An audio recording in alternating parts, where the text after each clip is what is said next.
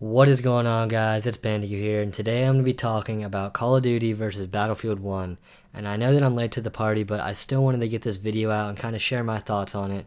I know I haven't uploaded it in a few weeks now. College finals week was pretty crazy and stuff. It's finally over, though. I'm going to talk more about that towards the end of the video. So I'm going to be playing both the trailers in this video, and before I compare both of the games, I'm going to talk about each one separately. I'm going to talk about Call of Duty first, and then Battlefield 1, actually Call of Duty Infinite Warfare and COD 4. But it's not going to be my initial reactions to each trailer. I've seen both the trailers a couple times now. They've been out for about a week and a half or so. So there's a couple other things that have been added to the announcements. So I'm going to be talking about each of those things, and then, like I said, I'll compare both of them, my thoughts, and all the good stuff at the end. So let's dig in here with Call of Duty Infinite Warfare COD 4, and it's kind of been an interesting announcement, to say the least. If you guys are following this stuff, you've probably seen their Call of Duty's actual trailer on YouTube, how many dislikes it actually has. I just looked. It's over 1 million. It's a lot of dislikes. And I kind of agree with it. I mean, I didn't think, my first time watching the trailer, I was hopeful that they wouldn't have the exo movements or whatever you want to call them. I was hoping it'd be boots on the ground. But Activision, Infinity Ward went ahead and had that put in there. I'm gonna be showing images throughout, just to kind of reinforce what I'm saying, but there was a image you could see the guy jumping over the tank or whatever, so it's not going to be boots on the ground. But I mean, I still think that if it's like Black Ops 3 movements, it'll be okay. I'm really excited for the fact that it is space warfare, only for the multiplayer aspect of the possibility for great visuals in each map. I think they have a huge opportunity to make some really good multiplayer maps, but all in all, honestly, I'm not really looking forward to Infinite Warfare really at all. I mean, especially since we have Call of Duty 4 being remastered. I'm a huge fan. That's one of the first games of Call of Duty I played. So it's going to be pretty crazy. I'm going to show the comparison graphically between the 2007 version and the remastered version.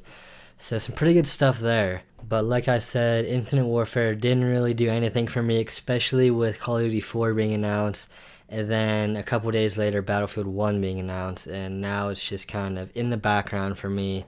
One thing I am looking forward to is their zombies mode. If you guys didn't know that, it was actually confirmed in like the live stream kind of reveal thing they did after the trailer was released. So it's going to be a whole different universe, basically, not connected with Treyarch at all. If you guys played the Advanced Warfare Zombies, we're hoping that it's not as bad as that was. I mean, I have some high hopes for this. I think could be a really cool twist from the Treyarch Zombies that we've had in the past.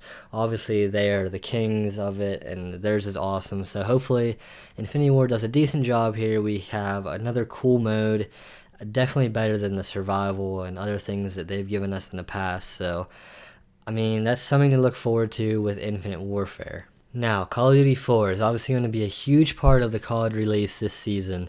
And to me personally, I think that they bundled it with Infinite Warfare because they were afraid that no one would buy their new game. And looking at the reaction to the community on their trailer, it's just kind of not there for anyone. I mean, it has over 1 million dislikes. That is a crazy amount, and just growing rapidly every day. So, I mean, $80 for both games is a very fair price. Honestly, most remastered games that are coming out are around $60 still. So I like that part of it. I just don't really feel that I would have bought the new COD for the first time, actually.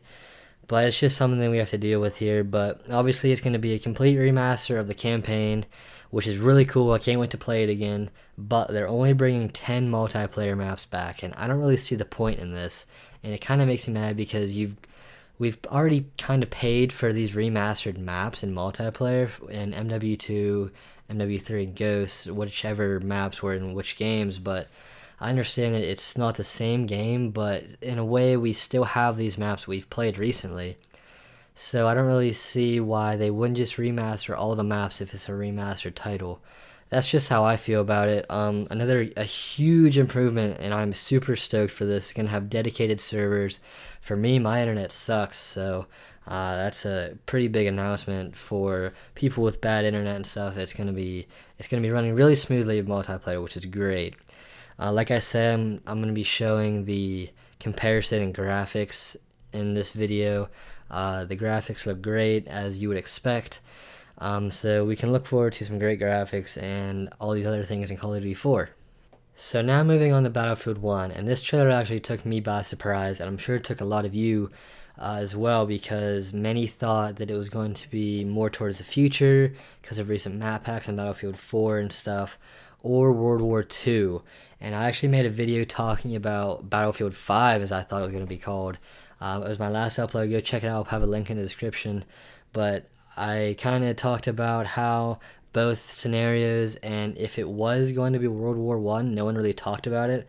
I kind of talked about it in that video, and I thought that if they did do World War One, it would be hard, but I thought that Battlefield and DICE and EA could pull it off because of their recent games, and I'm pretty happy with the decision that they've made, and I think the time period is one big reason why it is going to completely annihilate Call of Duty this year.